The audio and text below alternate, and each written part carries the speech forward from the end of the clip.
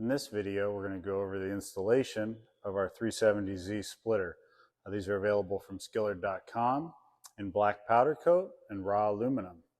We're going to go take a look and look at some of the individual pieces next, and then we'll go ahead and start putting it on the car and show you how it goes together.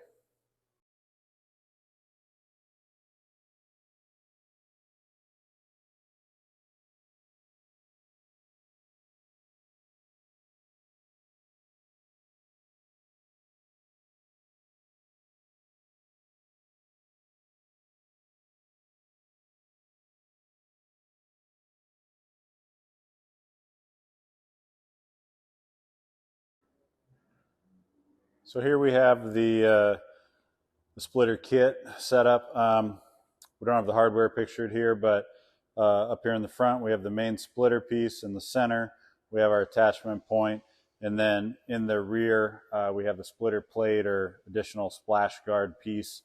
And then on the outside we have some 3/16 steel brackets that will show where those go to attach the splitter support rods, and then we have the splitter support rods as well.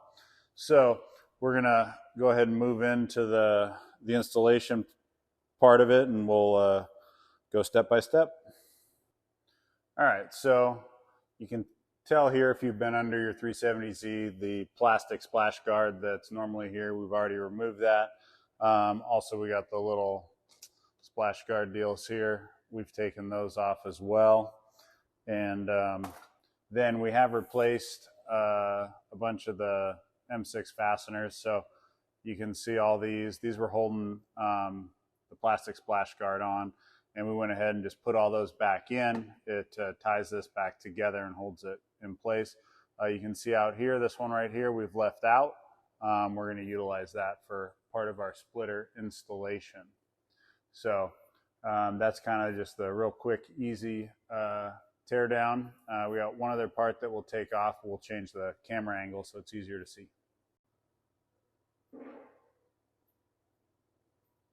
So when you're looking up underneath the car, you got this little plastic cover in here. There is a screw that holds it on here. There's a couple little clips that just pop right as you twist it, they just pop out. Up here you'll notice there's a screw head. From the factory, that's actually the other way, so it's on the top pointing down. And if you really wanted to, you could pull the whole bumper cover off to get to it, but we were able to just put a end wrench on it, you know, your 10 millimeter, and loosen it and get it out. Pop this whole plastic piece off right here, and then there's the little clip. If you can see it, it's up there that the screw screws into. We slid that off, flipped it over, so that way when we reinstalled it at the end, the screw could go in from the bottom. So reinstallation was a piece of cake. Taking it apart wasn't really that bad either. And the reason we are taking that off is mostly to get this out of the way. If you don't care about this and you want to trim it off, then that's an option too. But we did that so that way we could get these M8 riv nuts up in here. So if you can see up here in the aluminum crash bar, those aren't factory, and so we aligned our splitter support rod bracket to where we wanted it, and then marked where those two holes would be, which I'll grab the splitter support rod and show you that in a second. But then we went ahead and drilled with a 7/16 drill bit those two holes, and then installed the riv nuts. And we have other supplementary videos that show riv nut installation. I can also show you the tool that we used to get up in there to get to that. Okay, so we got our riv nuts that are here. We've already installed these, but in order to get that location, like I said, I'm going to kind of show you what we had to do here. So we've got our 3/16 steel powder coated splitter support rod bracket. And so what we did here is we positioned it so it was about even with the back of the crash bar.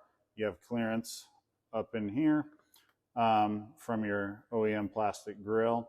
And you have some variance here. So you can see I can mount this across this entire slat. So you just got to find aesthetically what you want it to be. We decided to mount it a little bit further out and positioned it right here.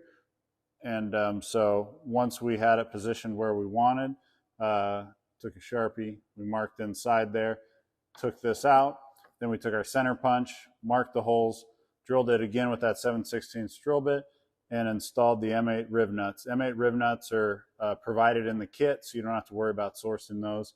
And then same with the M8 hardware to install it. So definitely the hardest part of this whole thing is just getting these two in. And it's not necessarily hard, it's just a little bit time consuming because you just have to take your time to make sure everything's where you want it to be. So now that those riv nuts are in ours, we'll go ahead and install the splitter support brackets. So next we've got our M8 stainless steel hardware that's provided, along with a lock washer and a flat washer.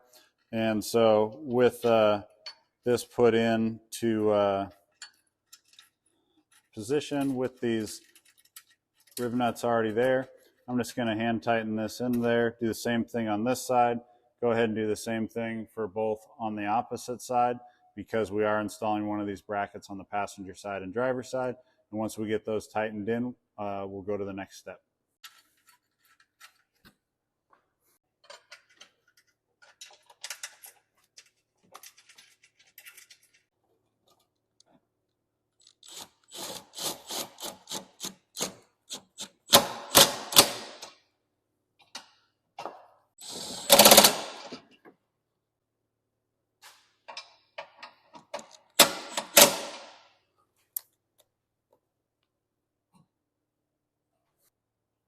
Like I had mentioned, we have a supplementary video showing riv nut installation. This is the one we used on this car, which is the Astro 1442. You can get these on Amazon. It's a relatively inexpensive tool. They're pretty great to have. Even beyond this job, you can use them for all kinds of stuff. They do come with extra riv nuts of their own. Some standard sizes as well as M5, M6, and M8 tips for doing the different sizes of riv nuts. And I mention that because if you get one of these that's different, you want the M8 and the M5. So we just installed the M8, and then right up under here, these three riv nuts are M5 riv nuts. Those will be included in the kit. And these holes are pre-existing into this aluminum tubing. And so we were able to just slide these in, crimp them into place, and we didn't need to do any drilling here. So I wanted to point that out as the next step.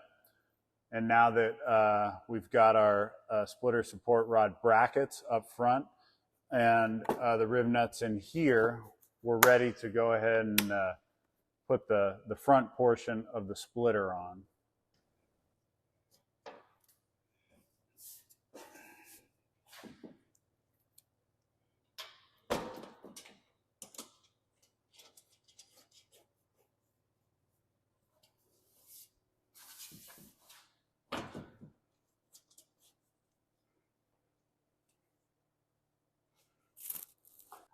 So I just went ahead and set this splitter up into place and reused the 6mm, 10mm head screws that we said to leave out after you left that little, pulled that little mud flap guard off of there.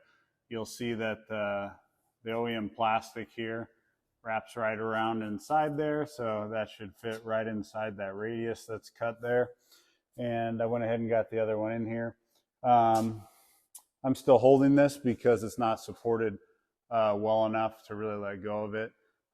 Next thing I'm going to do is I'm going to put some spacers and some long screws into these three to actually hold it to those 3 M5 riv nuts that we had just put into that aluminum channel.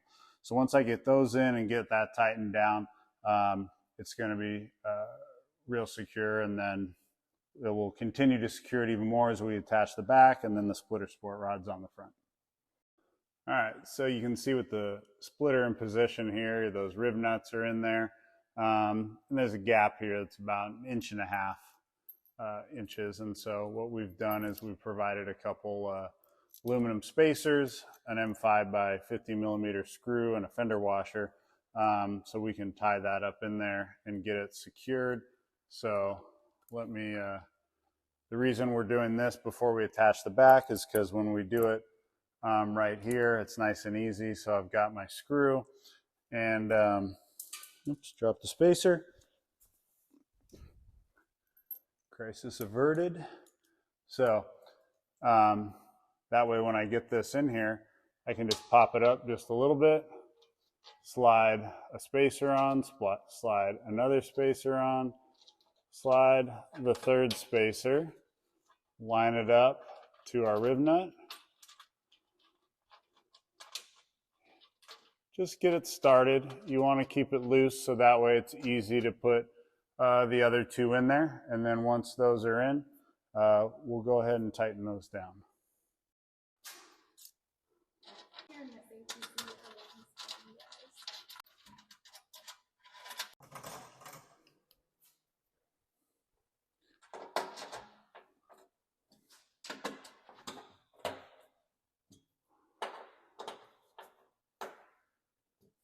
All right, so here we have our attachment plate.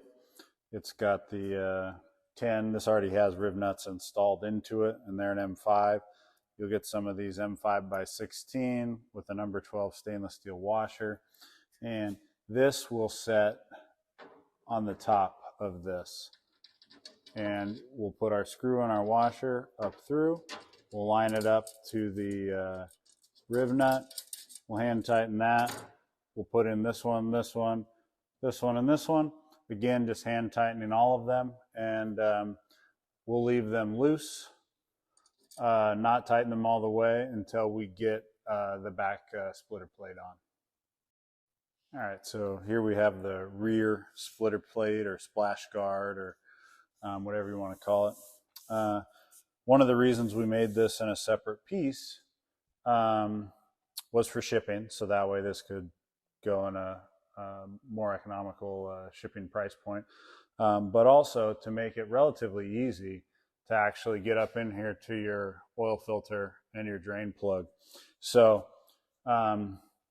once we get this all tightened in and locked down, when you need to do your oil change, you can essentially just unscrew 1, 2, 3, 4, and then just the 5 that we're about to put in right here.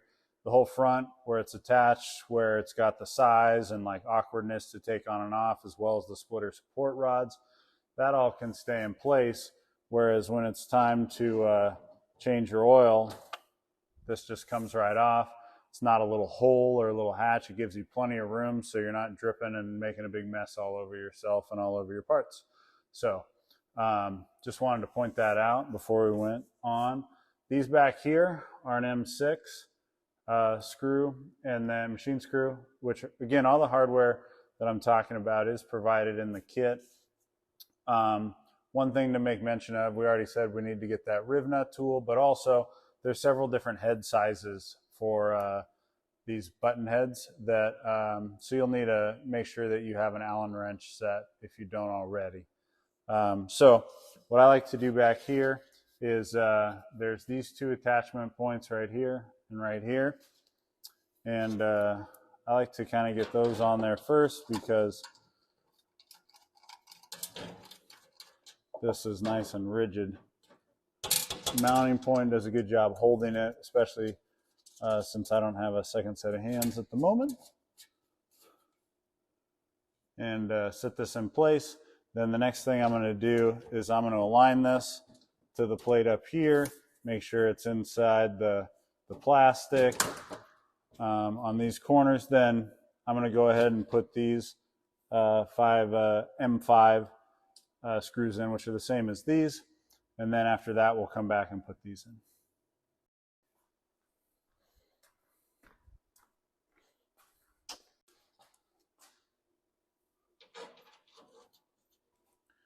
All right, so you can see here this mounting point.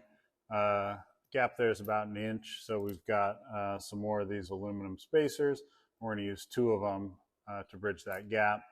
We're going to use some longer M6 machine screws so we can reach that full distance, as well as one of the fender washers on the bottom.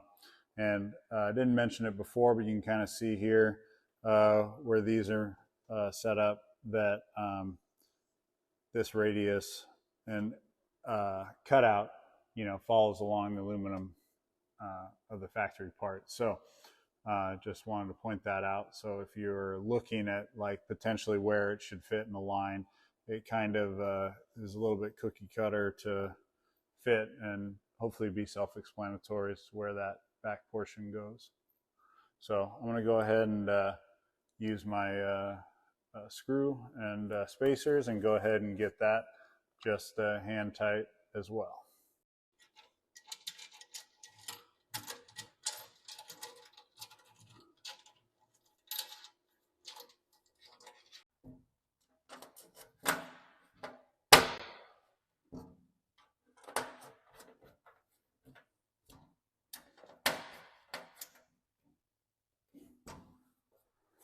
All right, so now that we have these in place, I went ahead and came through and made sure that this lip was aligned and tightened all these screws.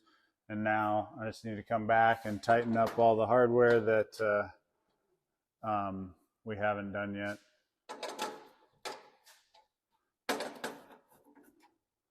So now that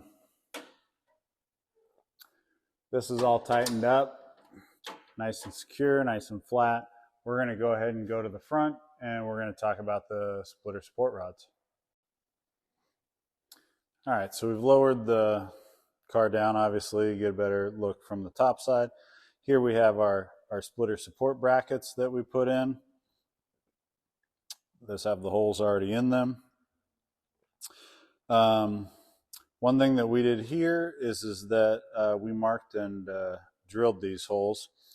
And the reason we did that instead of putting them in is because of this this bracket, because you can have some variance on where you want to put it. So, ours we're putting here. Yours you might choose to put a little closer over here. You might choose that you want to switch this around and angle it the other way. So when you get to this point, what we like to do is just put the screw into the top. Again, I'm not tightening this all the way down. I'm just going to get it snug. Give yourself a little bit of room on your threads. Don't have them all the way tightened in. That way you still have some adjustment. And you can see here ours is going to go to where that hole is. But if you had mounted this in a different spot, you might find that you want it somewhere different, or you might like the aesthetic of this more. So as far as this goes, what we did is we marked both sides.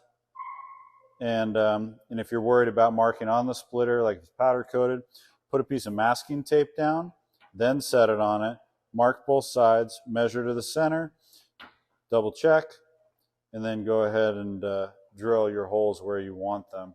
So in our case, we've already drilled the holes, and so gives us the ability to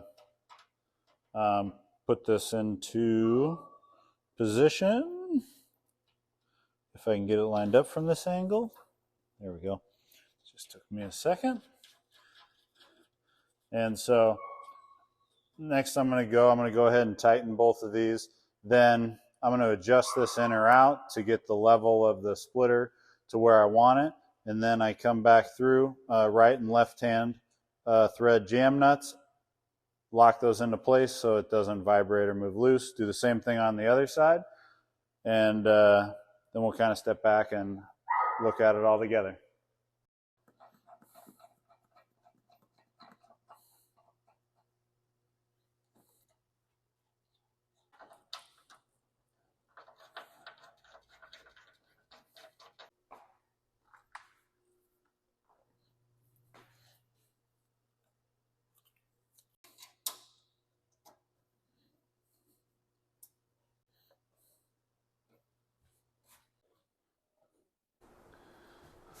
So as you can see, we got this with both of these installed now. Depending on your application, speeds, things like that, you very well might want to add an extra set of brackets in here. You'd install them the same way with the M8 riv nuts, locate those in here, and then attach another set of splitter support rods. These are 12 inches at the low end. We have another option that's 10 1/4, I believe. And so if you find that you're going to want more rigidity throughout the center of this, there's an add-on option where you can add a second set of the splitter support brackets and the 10-inch splitter support rods.